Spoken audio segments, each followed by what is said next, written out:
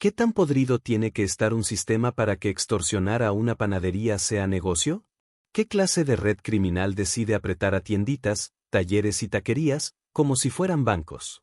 ¿Y por qué Texcoco, de pronto, se convirtió en terreno fértil para una red que operaba más como empresa formal que como banda improvisada? El 5 de junio de 2025 no fue un día cualquiera en el Estado de México. A las 5 de la mañana, mientras la mayoría de la gente apenas pensaba en levantarse, ya había camionetas tácticas rodeando 3 colonias clave. Y a las 6:22, ya estaban cayendo los primeros. Para las 8, la cifra era de 50 detenidos. 50. Ni uno ni dos. 50. Todos señalados por participar en una red de extorsión que llevaba meses exprimiendo a pequeños comerciantes en Texcoco y municipios cercanos. No fue un operativo más. Fue una ejecución quirúrgica. Y no fue casual. Fue producto de meses de vigilancia, interceptaciones y trabajo de campo.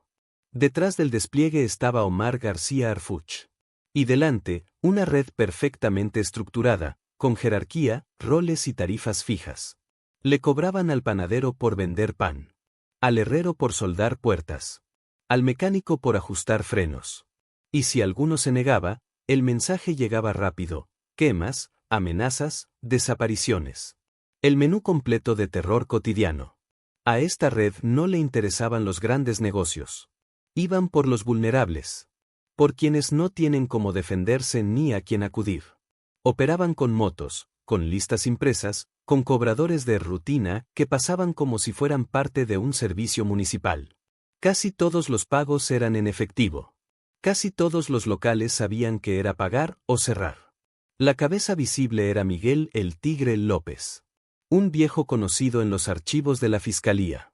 Pero la sorpresa vino con el nombre de Rosa la Caimana Pérez.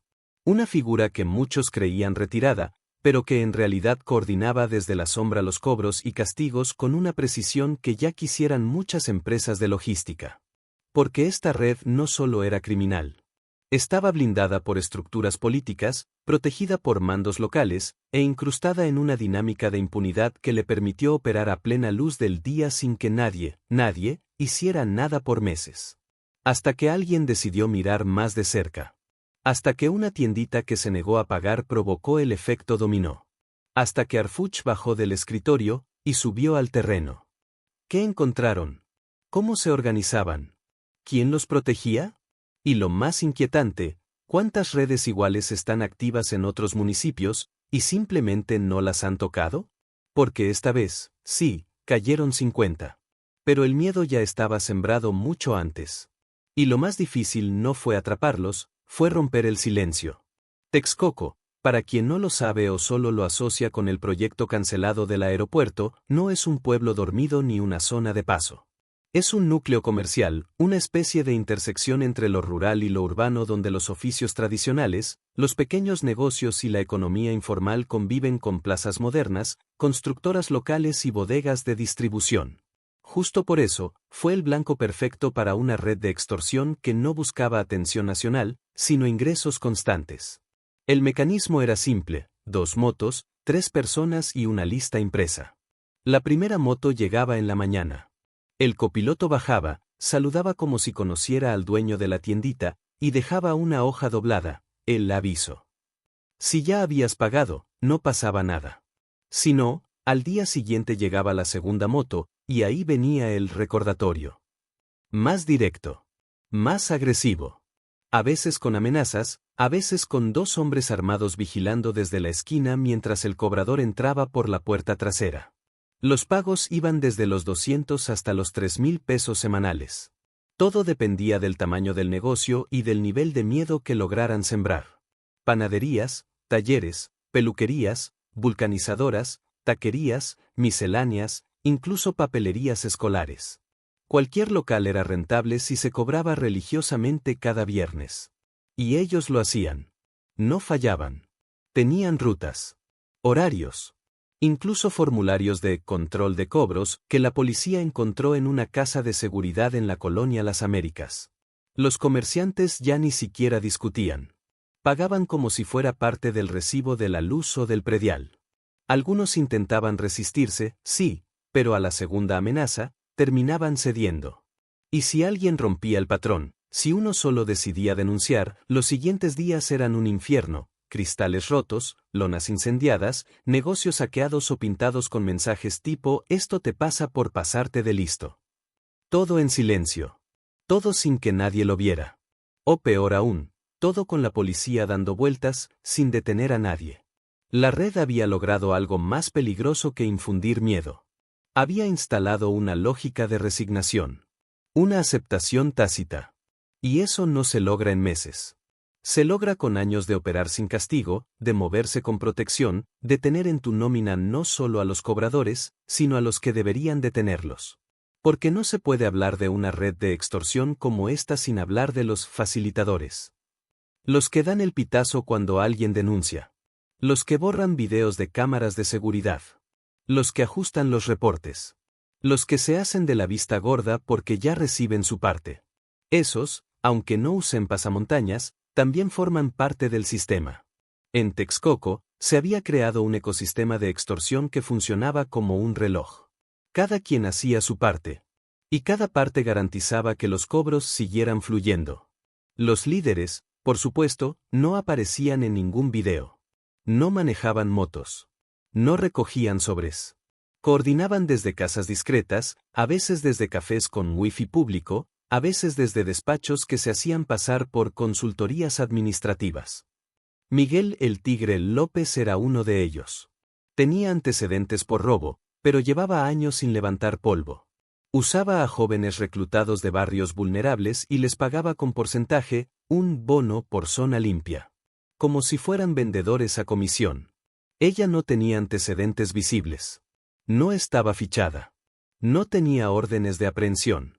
Pero en el expediente armado por la fiscalía, su número aparece una y otra vez. Coordinando. Corrigiendo. Dando órdenes. Y su voz aparece en varias grabaciones. Directa. Fría.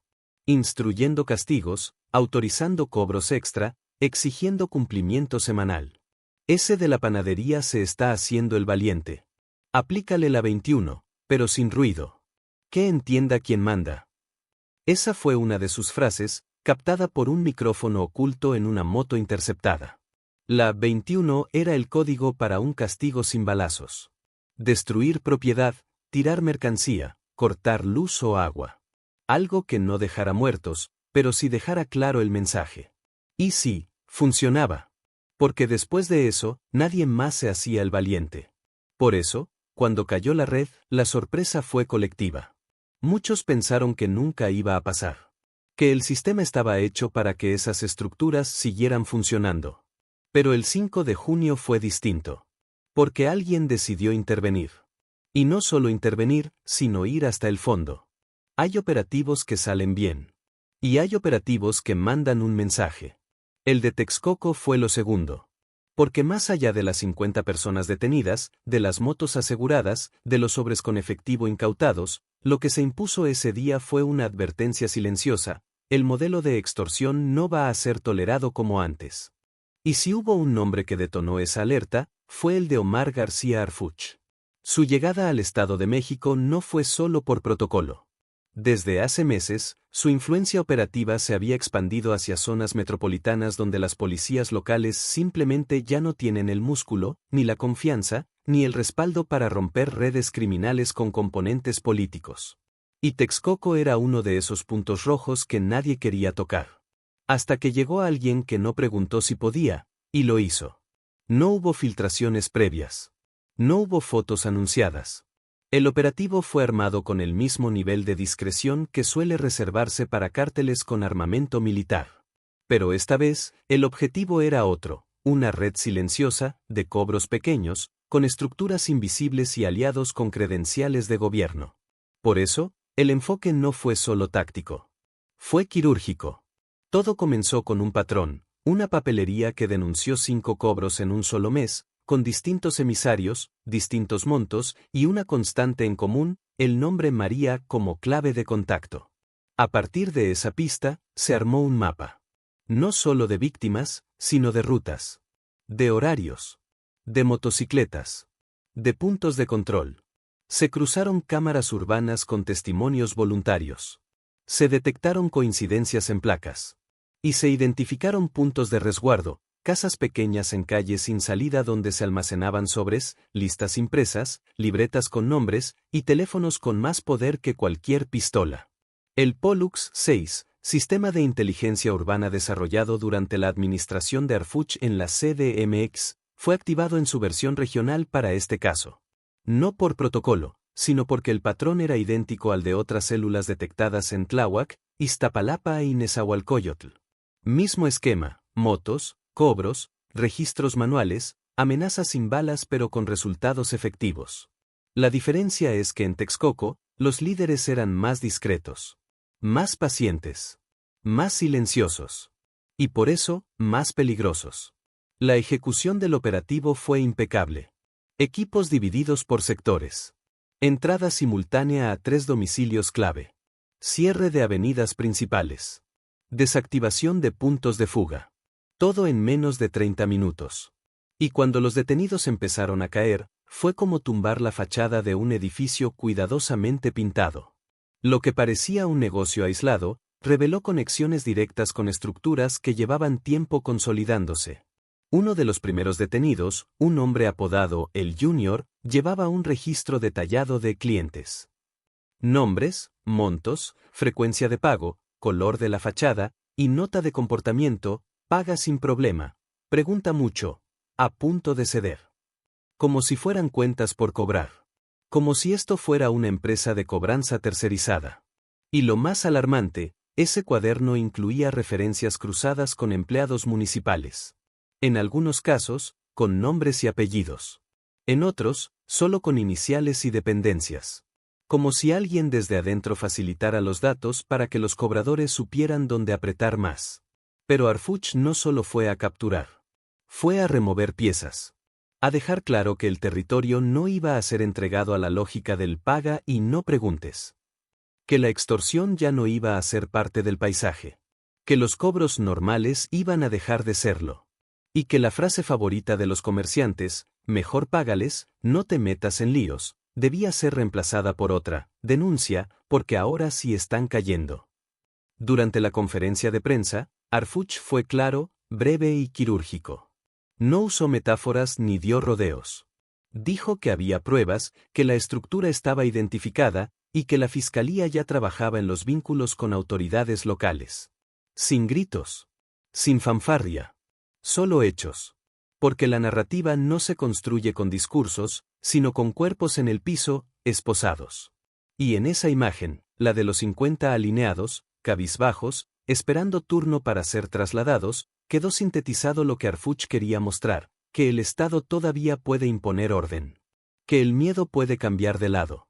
Y que, si se hace bien, incluso las estructuras más invisibles pueden romperse. La duda, por supuesto, sigue flotando. ¿Esta fue una operación ejemplar o un hecho aislado? ¿Esto marca el inicio de una estrategia nacional contra la extorsión, o fue solo una jugada quirúrgica para enfriar el escándalo local? ¿Arfuch podrá mantener el ritmo sin tropezar con los intereses que aún no se tocan? Hasta aquí, todo parece limpio. 50 detenidos, operativo exitoso, y una red desmantelada. Pero cualquiera que haya prestado atención a cómo funciona la maquinaria criminal en México sabe que eso es solo la capa superficial. La parte visible. Lo cómodo de mostrar. Porque los verdaderos responsables, los que permitieron que una red de extorsión funcionara con tanta precisión durante tanto tiempo en Texcoco, no andaban en moto ni cobraban sobres. Ellos estaban sentados en escritorios. En oficinas climatizadas. Firmando documentos. Fingiendo no saber nada.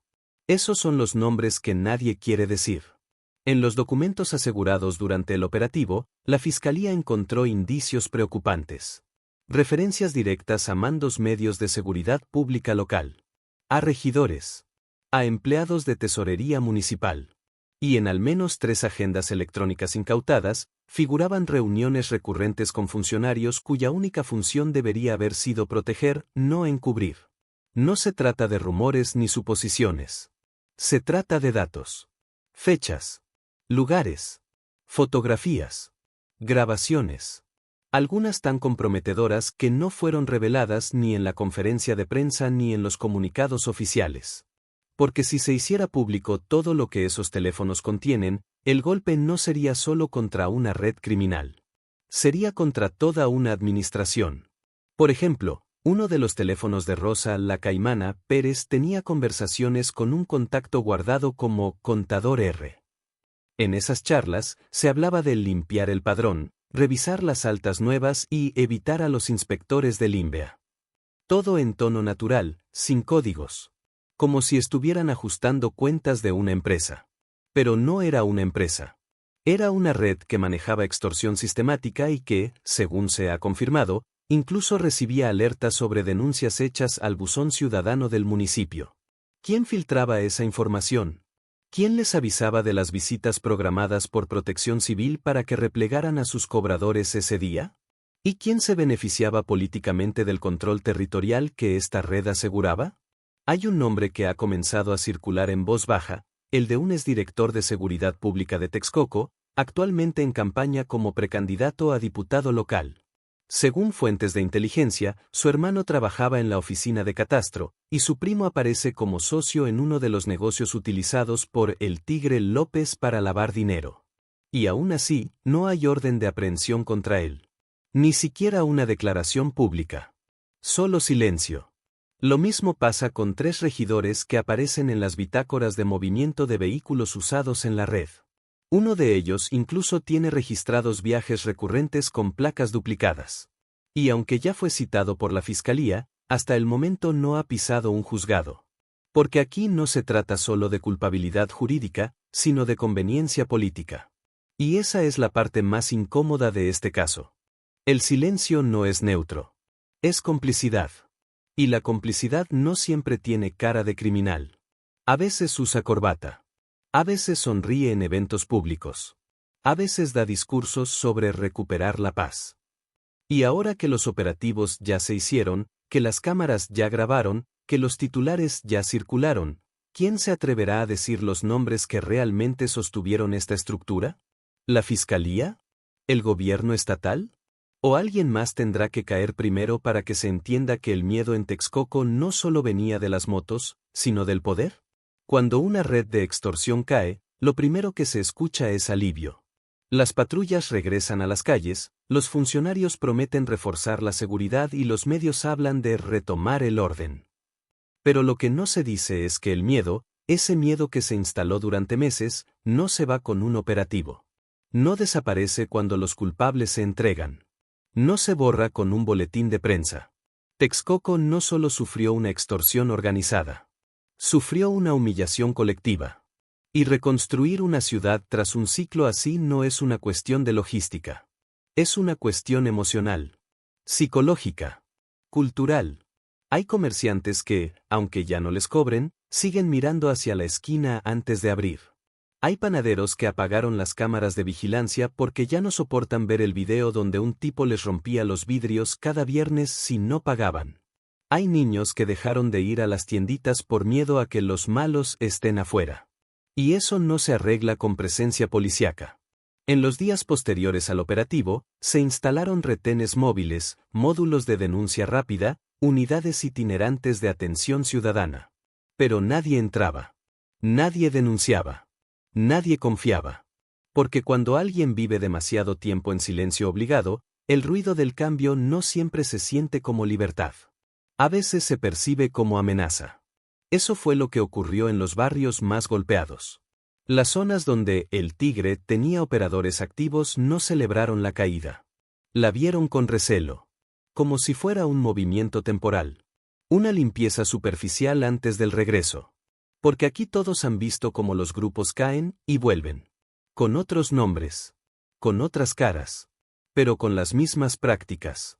Y por eso, para reconstruir Texcoco no basta con capturar. Hay que reaprender. Reaprender a caminar sin miedo. A confiar en la autoridad. A hablar sin pensar 2 veces. A denunciar sin pensar que te estás sentenciando solo. ¿Pero quién se encarga de eso? La policía no. Los agentes están diseñados para actuar, no para sanar. Los municipios no. Apenas tienen recursos para alumbrado y recolección de basura. Las fiscalías, bueno, las fiscalías apenas pueden con sus expedientes abiertos. Entonces, ¿quién? Esa es la pregunta que ha quedado flotando. Porque Texcoco no necesita solo más operativos. Necesita más comunidad. Más redes de apoyo. Más escucha real. Más acciones sostenidas y menos conferencias. Necesita que la gente sepa que esta vez el cambio no es temporal. Que el operativo no fue una exhibición de fuerza, sino el inicio de algo más grande. Pero ahí entra el siguiente problema, el tiempo. Texcoco, por ahora, respira.